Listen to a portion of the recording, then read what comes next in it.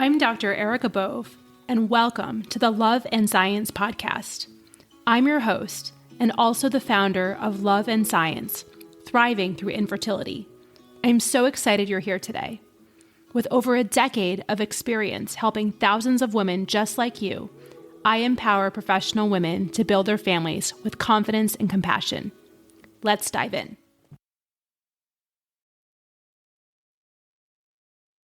Hello, my loves, and welcome back to the Love and Science podcast. Today is a more sciencey episode, and we're going to talk about when euploid embryos don't take, or perhaps if euploid embryos do take and there's a loss, like what does that mean? So I think that with the advent of genetic testing, which truly sort of came to sort of popularity when I was a fellow, we have this idea that a euploid embryo is a perfect embryo. And if you don't know what I'm talking about, I can back up a little bit. So we know that in order for most humans to exist, they need to have a chromosome complement that is similar to 46XX or 46XY.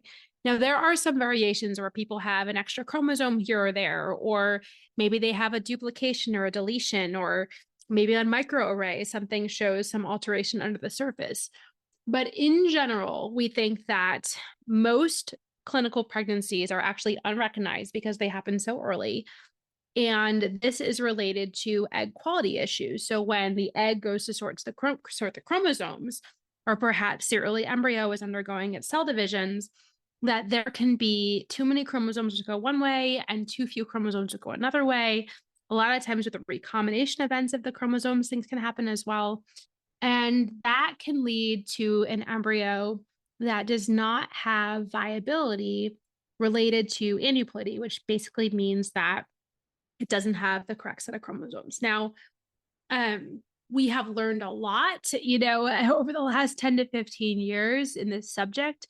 There's all these different nuances like mosaicism and confined placental mosaicism, segmental mosaicism. Like there's all these different things where we do know that, in humans who exist on the planet, there actually maybe is more variability than what we appreciated.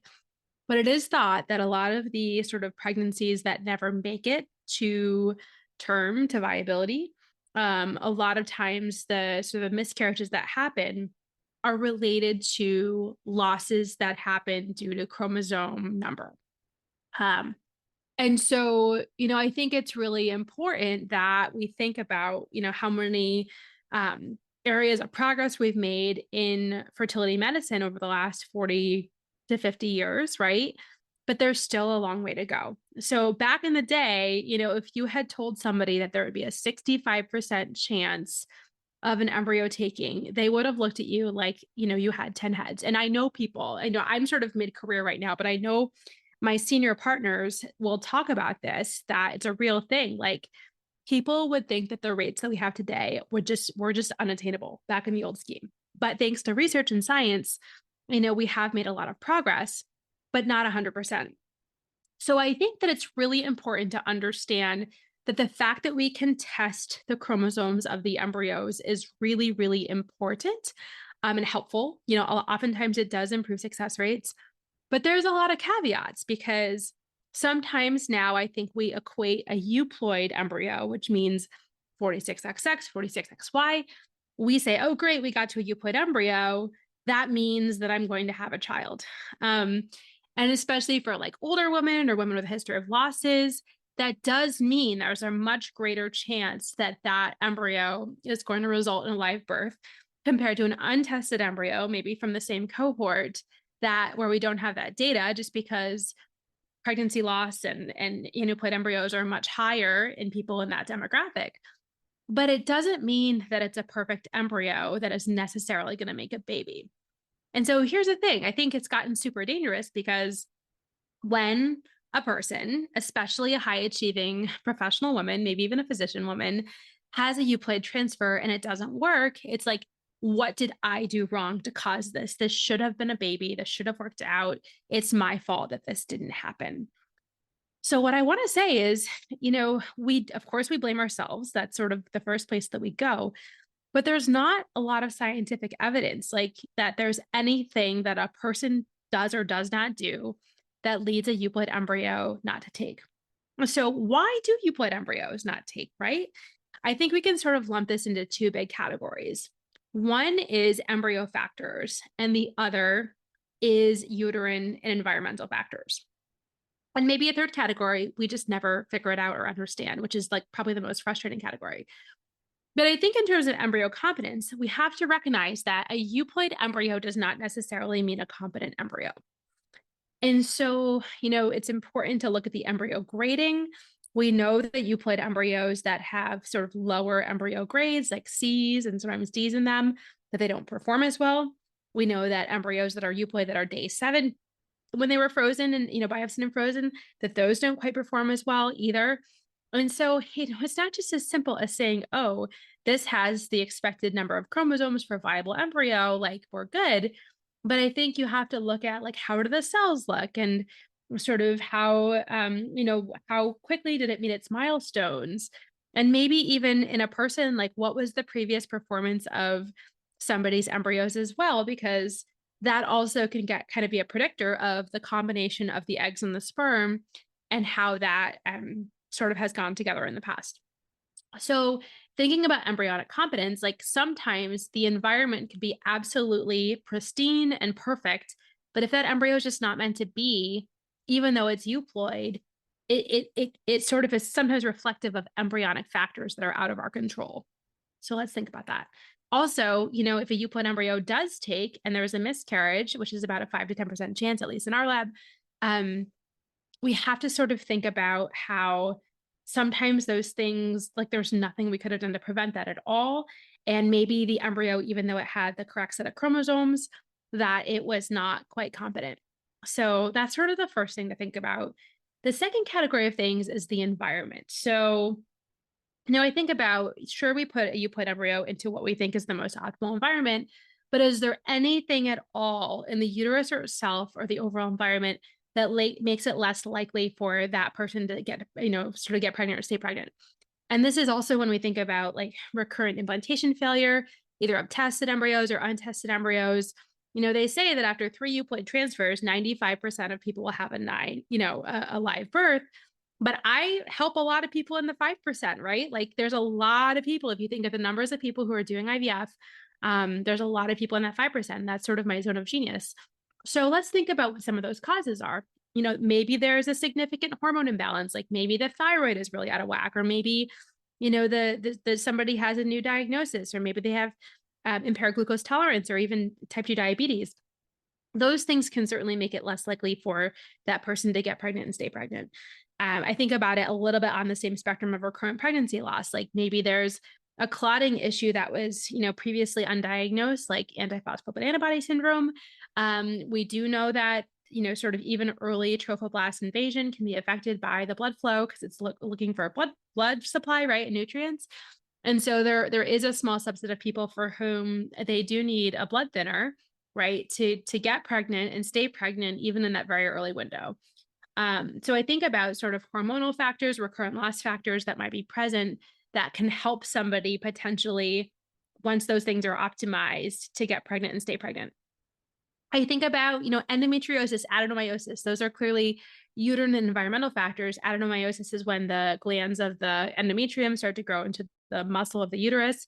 The way that you can tell that, sometimes I'm about to give a talk on this actually for my doctor job, is looking at sort of what is the shape of the uterus. Does it look sort of more globular? Can you see like lacunar lakes? Can you see loss of distinction between the uterine lining and the myometrium? Those sorts of things can sort of point you in the direction. Previously, it was thought to be a disease of fertile women, but now we know that it really can contribute to difficulty getting and staying pregnant in an infertile patient population. So definitely something to think about. Endometriosis, I won't go into in great detail here because I have a whole other podcast episode about it. If you haven't listened, please listen to that one as well.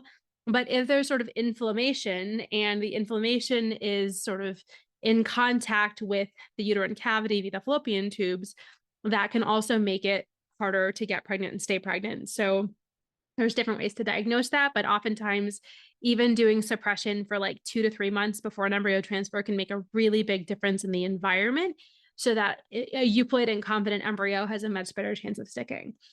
Another thing that we think about is sort of more systemic factors. So beyond just like the uterus and that local environment is like, does somebody have an autoimmune disease that is really under poor control and that's sort of affecting the success of the transfers? The biggest thing there is to get the disease under control.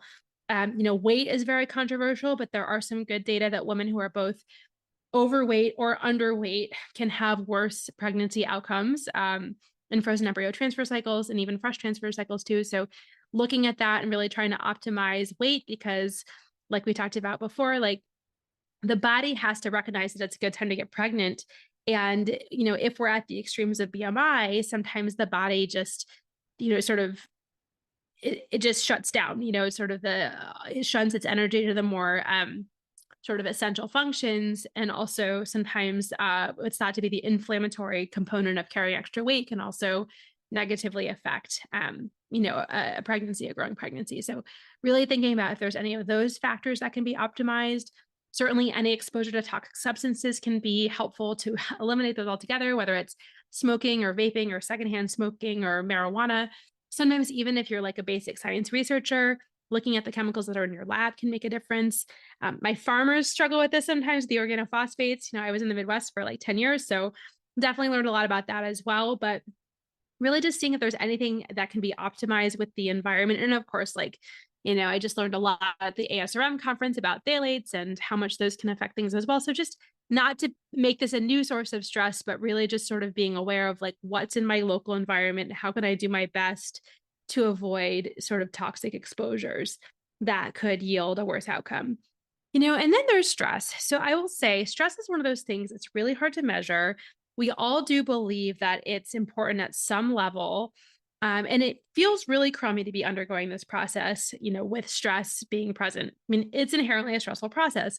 But if there's sort of undue stress or excessive stress, or maybe other life stresses that are compounding things, maybe it's relationship discord, whatever it is, I believe that stress is one of the vectors that when we can reduce it, it can allow what's meant to happen, right? It sort of is one of the vectors that when it's aligned, it allows the highest good to come to be. Plus, it just feels better not to feel as stressed. So ways to do that, I mean, people can do gentle exercise, walks in nature, mindfulness, those sorts of things. It is very hard as a busy physician to, that job is inherently stressful. So, or maybe you're another, professional like an attorney or an engineer, maybe you lead a company, like all those different things are inherently stressful. And so how can stress reduction be a part of helping to make a euploid embryo or a high quality untested embryo for that sake have the highest chance of success? And that's something I love helping people do in my coaching practice, is like looking at what the sources of stress are, looking at stress reduction techniques, actually practicing them kind of in our lab of coaching, in a safe space and in our community, and then really going out into our lives and practicing these things so that we can go about every day feeling better, and that we can be sort of a little bit more in a proactive stance than a reactive stance as these different life situations come our way. So, stress reduction, is it ever the only thing going on? Not usually. It's usually something that contributes, but let coaching help you decrease that stress because, like I said, number one, it's going to feel better. And, we all think that it does play some role in the effectiveness of these therapies. And if you're putting so much into it, you really do want every sort of vector to be aligned to allow the highest chance of success to happen. So, in summary, that question of like, why is my euploid embryo not taking, or why are my euploid embryos not taking? I think it has to be a conversation that looks at a very holistic approach. Like, what is the overall health of the person? What is the overall stress level of the person? I can tell you from my own experience, I'm not saying go out and quit your job, but I've had many people who sort of made job modifications or maybe went to part-time briefly, or, really just sort of talked to their bosses and asked for what they needed. And it was in those situations that they finally had success, when they were like, listen, like I'm prioritizing this part of my life right now. And we have to make some accommodations for this to work. So, sort of looking at embryo competence, looking at the environment, both the local environment of the uterus, and fallopian tubes, which we didn't even talk about entirely, but even dilated fallopian tubes can reduce the chance of success. So just making sure that that's been checked too. And also looking sort of at the broader picture of like chronic disease and if any of that's present and uncontrolled or maybe poorly controlled, and also looking at stress management as well. So I think the most important thing to think about is staying the course. There are reproductive immunologists as well. I think that probably a very small percentage of people on this journey actually could benefit from one. I think, it's a more nuanced conversation I'm happy to have in person. But I do think that staying the course makes a difference. But there's that quote about how the definition of insanity is doing the same thing every time and expecting a different result. So I think we have to take a tailored approach, a nuanced approach, approach that really looks at the whole person and what their particular situation is to really figure out, okay, how can we optimize this for this individual? And how can we bring about the highest chance of success? So thank you for listening. Happy to do more sciencey series. Those seem to be some of the most popular ones. I'm always open to, topic suggestions for these talks as well. So if you want to send me a DM or a Facebook message, just sort of let me know what you're interested in hearing about from a science perspective. I love to talk about the things that are truly I could talk about in my sleep, like IVF and embryo quality and those sorts of things. So just know how much I love you and how much I'm rooting for you always and how very much I'm committed to your success. Until the next time, bye. Thank you for listening to the Love and Science podcast. I'm so glad you joined us today. If you found this conversation valuable, if you could please rate, review, and share this podcast with your trusted people, it would mean so much to me. If you want more tools to help you navigate the fertility journey, please book a discovery call with me today. The link is in the show notes. Please do not let infertility have the final word. I'm here to take the burden from you so that you can achieve your goal of building your family. In gratitude, this is Dr. Erica Bove. I'm rooting for you always.